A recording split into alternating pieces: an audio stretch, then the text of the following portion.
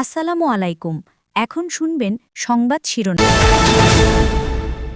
প্রধান উপদেষ্টার সাথে বৈঠকে নভেম্বরে গণভোটের দাবি জানালো জামায়াত। বাস্তবায়নের নিশ্চয়তা পেলেই জুলাই সনদে বিতর্কিত উপদেষ্টাদের সরিয়ে দেওয়ার দাবি বিএনপি নেতা আমির খসরুর। নির্বাচনের আগে অন্তর্বর্তী সরকার তত্ত্বাবধায়ক নয়, অন্তর্বর্তী সরকারের নিরপেক্ষ ভূমিকা চেয়েছে বিএনপি, জানালেন আইন উপদেষ্টা। নির্বাচনকালীন গুম খুনে অভিযুক্ত 15 সেনা কর্মকর্তাকে কারাগারে পাঠালো ট্রাইব্যুনাল। মানবতা বিরোধী অপরাধ মামলায় শেখ হাসিনার বিরুদ্ধে রায়। আসসালামু আলাইকুম। এতক্ষণ শুনছিলেন সংবাদ শিরোনাম, এখন শুনবেন জাতীয় নির্বাচনের আগে গণভোট ও জুলাই সনদের ভিত্তিতে জাতীয় নির্বাচন সম্পন্ন করার দাবি জানিয়েছে জামায়াত ইসলামী। অধ্যাদেশ নয়, বিশেষ আদেশের মাধ্যমে জুলাই সনদ বাস্তবায়নের প্রধান উপদেষ্টার প্রতি আহ্বান জানিয়েছে দলটি। প্রধান উপদেষ্টার সাথে বৈঠকে এসব পরামর্শ দেয় দলটি। একই সাথে কয়েকজন উপদেষ্টার ব্যাপারে আপত্তি জানিয়েছে তারা। বুধবার সন্ধ্যায় প্রধান উপদেষ্টার বাসভবন যমুনায় ডক্টর মোহাম্মদ ইউনূসের সাথে বৈঠক করতে আসেন জামাতে ইসলামীর 4 সদস্যের প্রতিনিধি দল। নায়েবে আমির ডাক্তার আব্দুল্লাহ মোহাম্মদ তাহেরের নেতৃত্বে প্রতিনিধি দলে ছিলেন সেক্রেটারি জেনারেল অধ্যাপক মিয়া গোলাম পরোয়ার, সহকারী সেক্রেটারি জেনারেল রফিকুল ইসলাম খান ও এটিএম মাসুম। প্রধান উপদেষ্টার সঙ্গে দীর্ঘ 1 ঘণ্টা বৈঠক করেন তারা। বৈঠক শেষে নায়েবে আমির আব্দুল্লাহ মোহাম্মদ তাহের বলেন, জুলাই সনদ বাস্তবায়ন না হলে রাজনৈতিক দল ও সরকারের চেষ্টা পণ্ডশ্রম হবে। এজন্য প্রধান উপদেষ্টাকে নির্বাহী আদেশের মাধ্যমেই জুলাই সনদ বাস্তবায়নের দাবি জানিয়েছেন তারা। এটা বাস্তবায়ন যদি না হয় তাহলে এই পরিশ্রম তো পণ্ডশ্রম ছাড়া কিছু নয়। তো সে কারণে উনি বলেছেন আমি যথাযথ উদ্যোগ নেব। আমরা সেখানে বলেছি একটি আদেশের মাধ্যমে এটাকে সাংবিধানিক মর্যাদা দিতে হবে। ডাক্তার তাহের বলেন, জাতীয় নির্বাচনের আগে গণভোট না হলে ফেব্রুয়ারির নির্বাচন গ্রহণযোগ্য হবে না। জাতীয় নির্বাচন ও গণভোট একই দিনে হলে আইনগত জটিলতা তৈরি হবে বলেও জানান তিনি। জনগণের চাপে সেন্টিমেন্ট দেখে তারা রাজি হয়েছে, কিন্তু প্যাঁচ একটা লাগাই রাখছে। আবার আমরা বলে আসছি যে কোনো প্যাঁচ ট্যাঁচ এখানে আমরা বুঝি না। সহজ সরলভাবে গণভোট আগে হইতে হবে, আলাদা বিষয়। এটা যদি হয় এর ভিত্তিতে নির্বাচন, এটা যদি না হয় এটা মাইনাস করে নির্বাচন, খুব সোজা জিনিস। প্রশাসন ও পুলিশের 70% একটি দলের প্রতিনিধিত্ব করছে বলে মনে করে জামাত। এদের দিয়ে নিরপেক্ষ নির্বাচন সম্ভব নয় বলেই মনে করছে দলটি। আমরা বলেছি আপনি কেয়ারটেকার গভর্নমেন্টের মতো আছেন, নিরপেক্ষ সরকার, আপনি এটাকে লেভেল প্লেইং ফিল্ড করেন, সকলের জন্য সমতল ভূমি তৈরি করেন এবং নির্বাচনের আগে আপনি যেখানে যেখানে রদবদল করা দরকার আপনি রদবদল করেন। এবং সেক্ষেত্রে উনি আমাদেরকে বলেছে উনি নিজে তত্ত্বাবধান করবেন এবং লটারি সিস্টেমে উনি পোস্টিং ঠিক করবেন। নোয়াখালী সহ দেশের বিভিন্ন জায়গায় জামাত শিবিরের অনুষ্ঠানে হামলার ঘটনাগুলো প্রধান উপদেষ্টার নজরে আনা হয়েছে বলেও জানিয়েছেন জামাতের এই শীর্ষ নেতা। শামীম রেজা, যমুনা নিউজ। আইনি ভিত্তি ও বাস্তবায়নের নিশ্চয়তা পেলেই জুলাই সনদে স্বাক্ষর করবে এনসিপি। প্রধান উপদেষ্টার সাথে বৈঠক শেষে এমনটাই জানিয়েছেন দলটির আহ্বায়ক নাহিদ ইসলাম। প্রধান উপদেষ্টার কাছে নির্বাচন কমিশনের পক্ষপাতমূলক আচরণ নিয়ে অভিযোগ এবং ইসি পুনর্গঠনের দাবিও জানিয়েছে এনসিপি।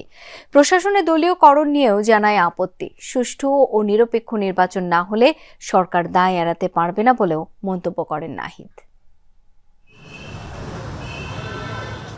সাম্প্রতিক রাজনৈতিক পরিস্থিতি নিয়ে আলোচনা করতে প্রধান উপদেষ্টার বাসভবন যমুনায় এনসিপির 4 সদস্যের প্রতিনিধি দল জাতীয় নেতৃত্ব দেন দলটির আহ্বায়ক নাহিদ ইসলাম। বৈঠক শেষে ব্রিফিংয়ে আলোচনার বিষয়বস্তু তুলে ধরেন এনসিপির আহ্বায়ক নাহিদ ইসলাম। জানান, জুলাই সনদের আইনি ভিত্তি ও বাস্তবায়নের উপর জোর দিয়েছে এনসিপি। ফলে জুলাই সনদ বাস্তবায়নটা কিভাবে হবে সেইটার সম্পর্কে নিশ্চয়তা পাওয়ার পরে আমরা স্বাক্ষর করব। সেক্ষেত্রে জুলাই সনদ আমরা একটি সাংবিধানিক আদেশের কথা বলছি, যে আদেশটা ডক্টর মোহাম্মদ ইউনূস প্রধান হিসেবে উনিই জারি করবেন। কারণ জুলাই গণ অভ্যুত্থানে জনগণের যে সার্বভৌম ক্ষমতা সেটার একমাত্র বৈধতা ডক্টর মোহাম্মদ ইউনূসেরই আছে। বিএনপির তত্ত্বাবধায়ক সরকারের দাবির বিষয়ে নাহিদ অভিযোগ করেন, এ দাবির পেছনে থাকতে পারে অন্য কোনো উদ্দেশ্য।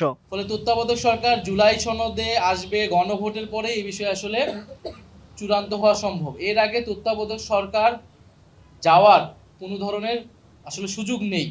ফলে এই কথা যদি বলে থাকে যারা, তাদের কোনো ধরনের দুরভিসন্ধি রয়েছে।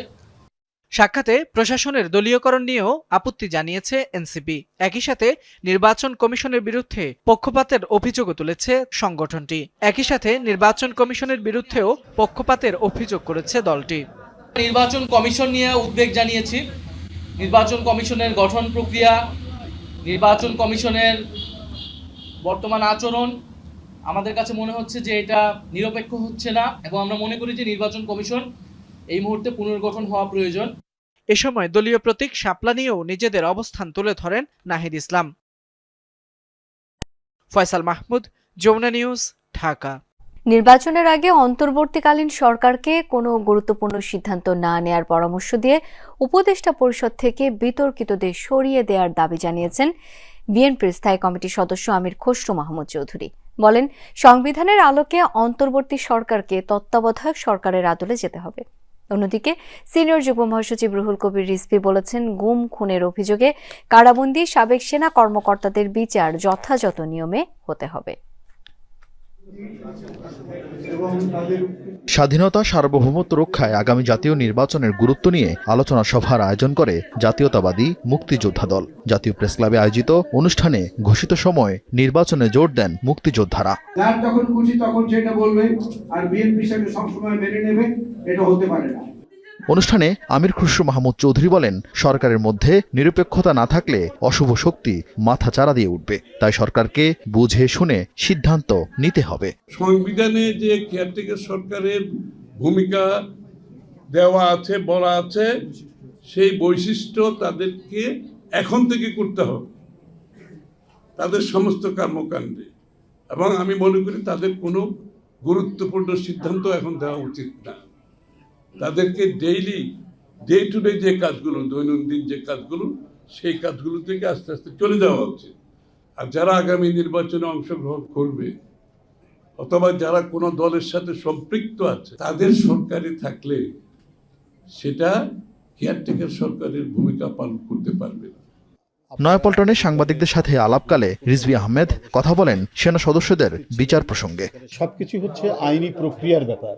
আইনি প্রক্রিয়াতে যা হওয়ার তাই হচ্ছে বা সেটাই হবে, এবং অবশ্যই সেটা আইনি প্রক্রিয়াই হতে হবে। এখানে কোনো হস্তক্ষেপ বা কোনো মুখ চাওয়াচাওয়ির ব্যাপার থাকবে না। যাদের বিরুদ্ধে অভিযোগ রয়েছে সেই অভিযোগ তারা প্রমাণ করবেন, তারা এই অভিযোগে